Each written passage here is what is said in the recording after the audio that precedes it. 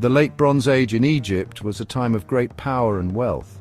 This period, known as the New Kingdom, saw the reign of some of Egypt's most famous pharaohs like Ramses II, the Great Builder. By the time of his son, Ramses III, things were starting to change.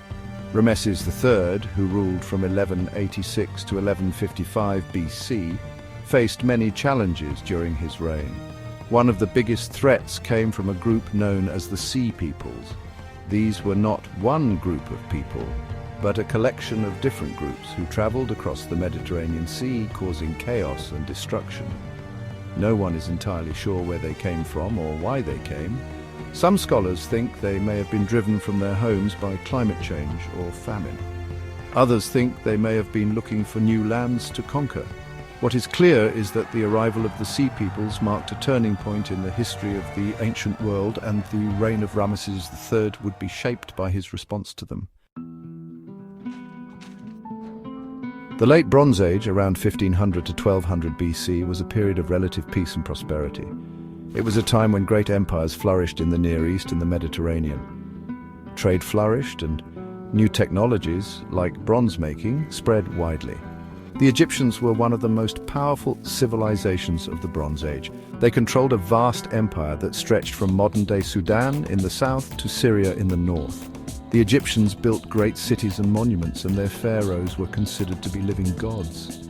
But the Bronze Age was not to last. By the 13th century BC, a number of factors were contributing to a period of instability.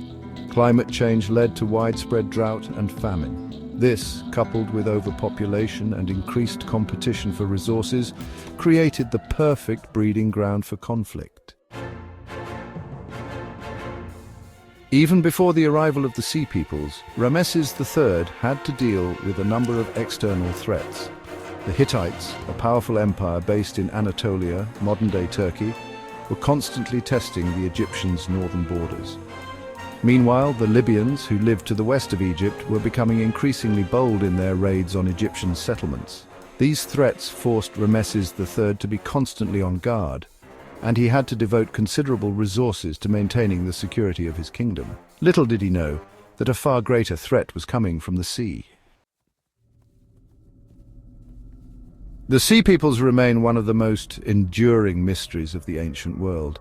We know relatively little about their origins, their culture, or their motivations. What we do know comes from a combination of Egyptian sources, including inscriptions and reliefs depicting the Sea Peoples and archaeological evidence. The Egyptians called them the peoples of the sea, or the foreign lands. They were a confederation of seafaring raiders, likely originating from a number of different locations, including the Aegean, Anatolia, and the central Mediterranean. Among the Sea Peoples, the Egyptians named groups like the Shardana, the Luca, and the Peliset, who are thought to be the Philistines who later settled in the Levant. Each group had its own distinctive weaponry and tactics, making them a formidable force to reckon with. Section 5. The Battle of the Delta Strategy. In year 8 of his reign, Ramses III faced the full brunt of the Sea Peoples' invasion. They came in a vast armada with their families and possessions on board. They were not simply raiders, but a migration of people seeking a new home. Their target was the wealthy Nile Delta, the breadbasket of Egypt. Ramses, aware of the impending invasion, was well prepared. He gathered his army and navy and positioned them strategically to meet the enemy. Instead of meeting the Sea Peoples head-on in the open sea, Ramses decided to let them enter the confines of the Nile Delta.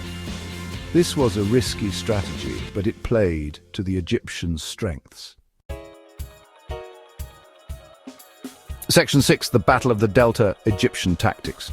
The Egyptians were masters of both land and naval warfare. Their chariots, crewed by a driver and an archer, were a formidable force on the battlefield. Their navy, while not as technologically advanced as the Sea Peoples, was more maneuverable in the shallow waters of the delta. This allowed them to outmaneuver the larger ships of their enemy. The Egyptian archers rained down arrows on the Sea Peoples' ships, while the infantry engaged in hand-to-hand combat on land. The Egyptians also employed a clever tactic of using grappling hooks to pull the Sea Peoples' ships closer, where they could be boarded and captured. The Battle of the Delta was a resounding victory for the Egyptians. The Sea Peoples were routed, their ships sunk or captured. Those who made it to shore were either killed or captured. The victory is recorded in great detail on the walls of Ramses III's mortuary temple at Medinet Habu. Section 7. Aftermath and Consequences. The Battle of the Delta marked a turning point in the struggle against the Sea Peoples. Although Ramses III would face further incursions, the threat they posed was significantly diminished. However, the victory came at a price. The Egyptians had been forced to expend vast resources in their defense. This, coupled with the ongoing economic and social problems plaguing the Late Bronze Age, weakened the Egyptian state. Although the Egyptians had been victorious, the Battle of the Delta exposed the vulnerability of the Egyptian state.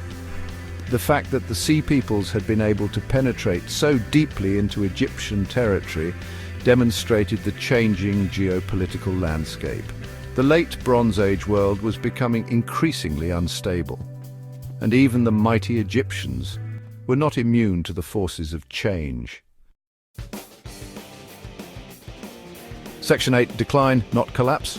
The Battle of the Delta is often cited as one of the contributing factors to the collapse of the Bronze Age civilizations. However, it is important to remember that this was a gradual process, not a sudden cataclysmic event. The Egyptian empire did not collapse overnight. It continued to exist for several centuries after Ramses III, albeit in a weakened state. The pharaohs who came after Ramses III were unable to maintain the empire's former glory. They faced constant internal strife and external threats. By the 11th century BC, the Egyptian empire had fragmented into a number of smaller kingdoms. The Bronze Age was over, and a new era, the Iron Age, was dawning. Section 9. Conclusion. A New World. The Battle of the Delta was a significant event in the history of the ancient world. It marked the end of the Sea Peoples' invasion of Egypt and helped to preserve Egyptian civilization for another few centuries. However, it also exposed the growing weakness of the Egyptian state, which was already facing a number of internal and external challenges. The Battle of the Delta was a symptom rather than a cause of the wider collapse of the Bronze Age civilizations. The collapse of the Bronze Age was a complex process with a variety of contributing factors. However, the arrival of the Sea Peoples and their clash with the Egyptians in the Nile Delta was a pivotal moment in this process. It marked the end of an era and the beginning of a new world.